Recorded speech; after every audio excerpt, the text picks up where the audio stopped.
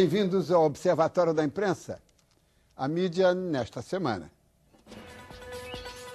Horror, revolta, perplexidade. Os 54 estupros praticados pelo médico Roger Abdelmaci contêm um dado ainda mais dramático.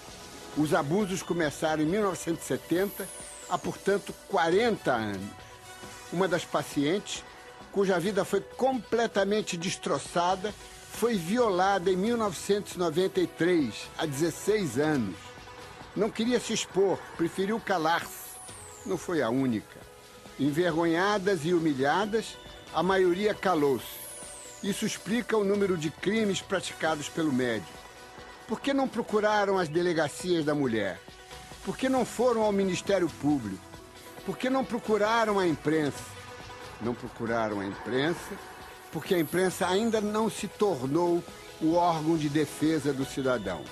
Porque a sociedade ainda não aprendeu a encarar o jornalista como seu defensor.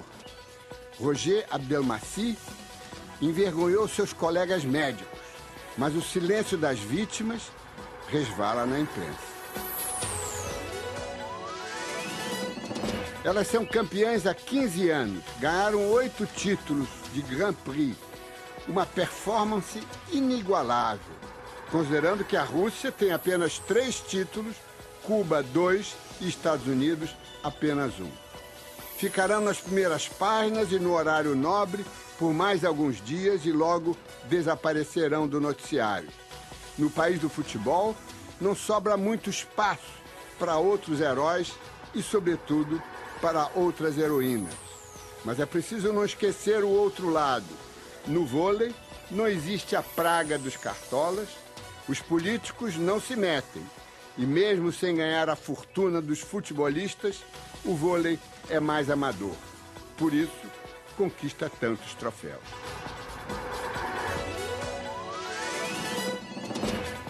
Como se não bastassem as transformações no físico, como se não bastasse o circo montado naquele funeral sem caixão, agora descobre-se que Michael Jackson não morreu de morte natural. Suicidou-se, assistido por seu médico particular, que será acusado de homicídio culposo.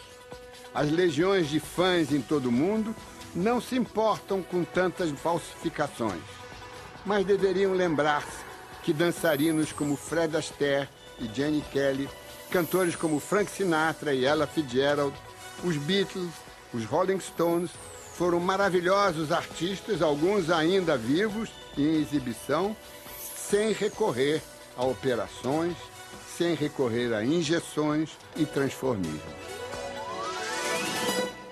Há exatos 9 meses, em 25 de novembro passado, este observatório revelou um pacto da grande imprensa com o governo para esconder um tratado, ou concordata, entre o Estado brasileiro e a Santa Sé.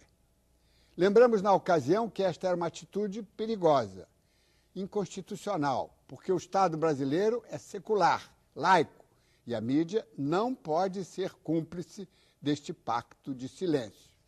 A mídia fingiu que não era com ela.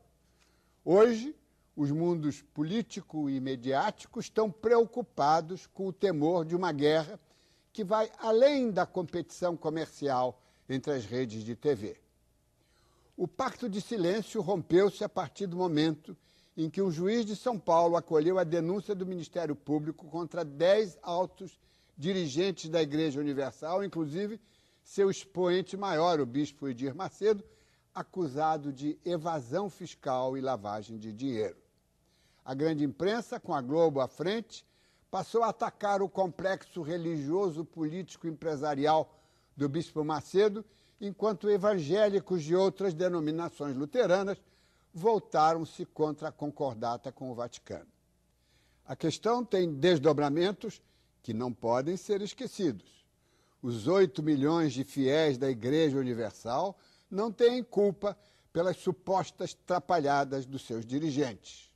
Outro dado que não pode ser esquecido é que as emissoras de rádio e TV compradas com os dízimos dos evangélicos usam concessões públicas. Em outras palavras, o Estado brasileiro avalizou estas operações. Mas se o Estado brasileiro é laico e não pode estar atrelado a qualquer credo religioso, fica evidente que também são ilegítimas as concessões de rádio e TV à Igreja Católica.